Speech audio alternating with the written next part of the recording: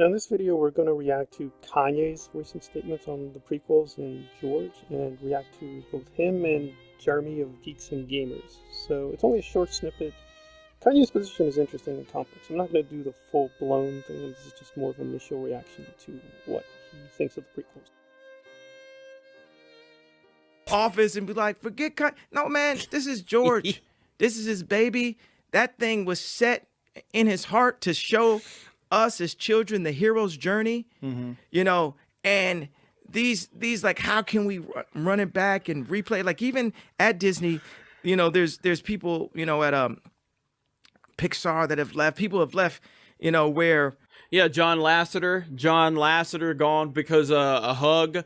Can't give hugs anymore. That's why the great John Lasseter is no longer there. Welcome to social justice nonsense.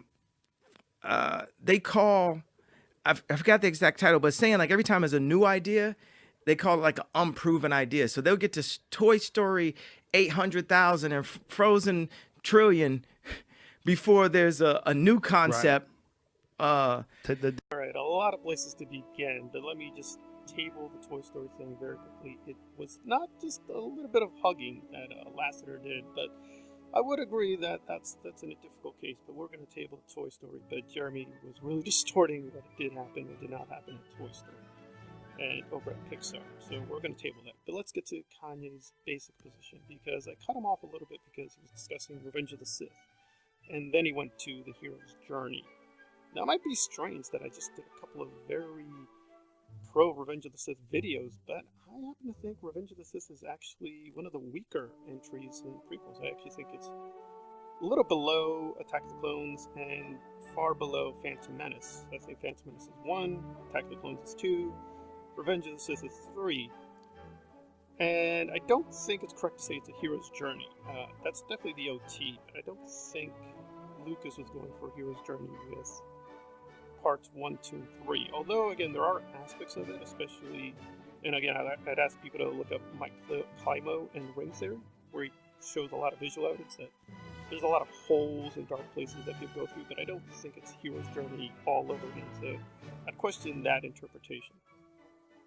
But I'm left wondering, what is the big deal here? Insofar as Kanye has an issue, I guess the issue is, and I will do something more full length on this, but its basic short version is that Disney is corporate, but Lucasfilms under Lucas was not corporate. I've actually been thinking about doing something on this more really a fleshed out argument on this issue, because it is an actual difficult issue of how do we differentiate different forms of capitalism and different forms of marketing within Star Wars. I think Star Wars, the first one, I'm not going to call it A New Hope because that's a complete lie. That's a marketing lie that George created. And it goes to the issue like, well, why would you discuss or even have a channel about Star Wars if you question its artistic integrity? I don't think this is much of an issue. I mean, again, a lot of people do things that aren't really that artistic, right? If you're going to devote, I don't know, a channel, a book, a painting, a novel on basically pop culture trash, that's your thing. There's no judgment on my part whether that's good or bad. That's just what some people do. Now, I happen to think Star Wars is highly artistic, but you want to put a question mark because it is very qualified, right? So in terms of this sharp dichotomy between the corporate and the Lucas, that does not make any sense. It makes sense for the first film. It even makes a little bit of sense for Empire Strikes Back, because they did take a few risks, but I think we have to face up as a fandom, insofar as you are a Star Wars fan, that after Empire Strikes Back, this thing became hyper-corporate, hyper-capitalistic, and extremely focused on marketing. And that's just how things have been ever since. So you can still credit the prequels with doing a lot of amazing things, but they are thoroughly corporate products. Even people who praise the prequels, who are very sharp to defend it, do not deny that this is an extremely market-oriented thing. I mean, Jar Jar, whatever you think about Jar Jar, good or bad, he was there to sell toys. He was there to appeal to children. And he was not there primarily for story reasons. He may be, again, many levels, right? He's a kind of an experiment in terms of performance. He's an experiment in terms of digital design, but he is primarily there as a corporate object. He is there to be sold. So I think we want to question the whole the PT is pure and not corporate, and Disney is corporate. I just don't think empirically that's going to stand up. So I think Kanye's basic case collapses. That's just not true.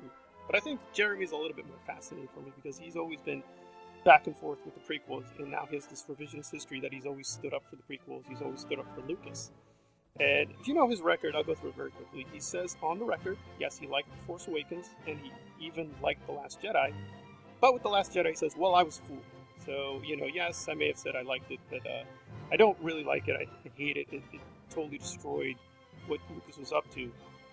And he himself, he's never clarified this, but he destroyed the audio and visual regarding his Last Jedi review. So we can't go back and double check what he felt.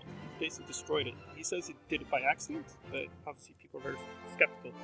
But The Force Awakens, he's on the record. He really, really liked it. He saw it a lot of times in theaters. And he would just say now, well, he was deceived, and that Disney tricked him, but now he's seen the light. That's his story. If that's the story, that's fine. I don't question him, but I think we all know it's probably a lie. But I also find it really amusing how he keeps putting this facade, because only a couple months ago, he did this thing with Leia, having her prominently in his room, and apparently that's gone. And if you looked at his room over the time, he sort of had the photo, then he didn't have the photo.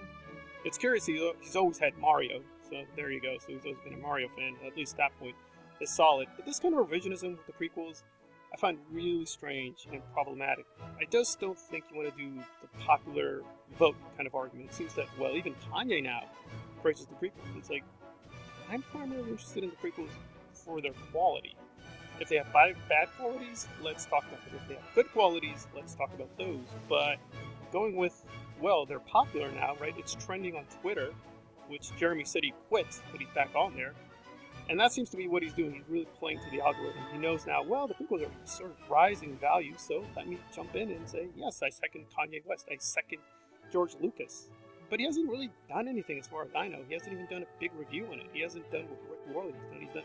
He hasn't done a documentary. He hasn't even done what Mike Kleinman has done. Done a lot of great research to, question our interpretations. He's just sort of bandwagoning all the time and it's just saying, I love the prequels too. As far as I know, he hasn't done any substantive thing on it. So it just feels like an empty stance. At least with Kanye, it seems like he's basically paralleling himself to Lucas, saying, he's a genius who's misunderstood. I'm a genius that's misunderstood. I don't think you want to go down that road. I think you want to say George has genius moments.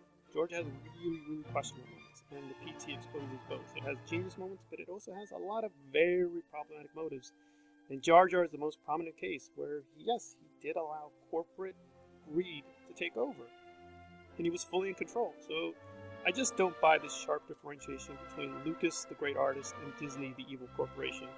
That may be true in his early career, but I just think, listen, we have to just face the facts. After Empire, it changed. Lucasfilms changed, Star Wars changed, and we have to just cope with it is a much more corporate product than it began with. And try to do the best we can with it. Alright, this has been Star Wars Analyzed on the myth of the non-corporate Lucas era. Thanks for listening. If you like the content, please drop below, drop a comment, drop a like. Thanks again. Please consider supporting the channel on Patreon. Thanks for listening. Happy Halloween.